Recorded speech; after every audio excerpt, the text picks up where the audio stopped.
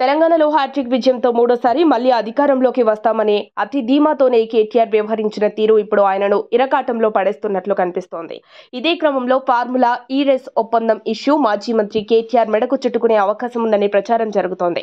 దీనిపై రేవంత్ సర్కార్ విచారణకు ఆదేశిస్తే కేటీఆర్ను ఎంక్వైరీ చేస్తారని ప్రచారం సాగుతోంది. నాటి మంత్రి కేటీఆర్ మౌఖిక ఆదేశాల మేరకే ఒప్పందంలో మార్పులు చేశారని, ఈ రేసు నిర్వహణ కోసం హెచ్ఎండిఏ నుంచి నిధులు ఇచ్చినట్టు ఐఏఎస్ ఆఫీసర్ అరవింద్ కుమార్ పేర్కొన్నారు. దీని ఆధారంగానే కేటీఆర్ ను విచారించే అవకాశం ఉందని న్యాయ నిపుణులు సైతం అభిప్రాయపడుతున్నారు. ఫార్ములా ఈ రేసు నిర్వహణ కోసం జరిగిన ఒప్పందాల్లో అవకతవకలు జరిగాయి. దీనిపై సమగ్ర విచారణకు ఆదేశించాలని కాంగ్రెస్ ప్రభుత్వం భావిస్తోంది.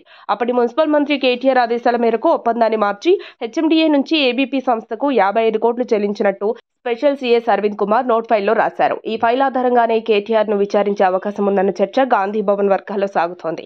సీఎస్ ఇచ్చిన నోటీసుకు అరవింద్ వివరణ ఇస్తూ ఇదే విషయాన్ని మరోసారి ప్రస్తావించినట్టు సమాచారం. బిజినెస్ రూల్స్ కు విరుద్ధంగా మంత్రివర్గం ఆర్థిక శాఖ అనుమతి లేకుండా ఎందుకు నిర్ణయం తీసుకున్నారనే కోణంలో అప్పటి మున్సిపల్ మంత్రి కేటీఆర్ ఐఏఎస్ ఆఫీసర్ను విచారించే అవకాశం ఉందని సెక్రటేరియట్ వర్గాల్లో ప్రచారం జరుగుతోంది. విచారణ త్వరగా పూర్తయి దోషులు ఎవరనే విషయం బహిర్గతం చేయాలని ప్రభుత్వం ప్రత్యేకంగా ఫోకస్ పెట్టింది. రిటైర్డ్ జడ్జితో విచారణ చేయించాలా లేదంటే సిట్కు అప్పగించాలనే దానిపై ప్రభుత్వం ఆలోచిస్తున్నట్లు తెలిసింది. ఈ రేసు వెనుక జరిగిన ఒప్పందంలో ఏం జరిగిందనే విషయాన్ని డిప్యూటీ సీఎం బట్టి బయటపెట్టారు.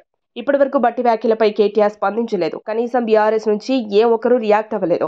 భవిష్యత్తులో తనకు ముప్పు వస్తుందనే అనుమానంతోనే కేటీఆర్ మౌనం వహించారనే ప్రచారం జరుగుతోంది. ఇదంతా చూస్తుంటే రేవంత్ సర్కార్ సంచలన నిర్ణయం ఎమ్మెల్యే కేటీఆర్ మెడకు ఉచ్చుబిగుస్తుందనే అనుమానం వ్యక్తమవుతున్నట్లు ప్రచారం జరుగుతోంది. మరిన్ని అప్డేట్స్ కోసం మా కాయ్ టీవీని సబ్స్క్రైబ్ చేసుకోండి. మా వీడియో కనుక మీకు నచ్చినట్లయితే లైక్ చేయండి, షేర్ చేయండి. మీ విలువైన అభిప్రాయాలను కామెంట్ బాక్స్లో తెలియజేయండి.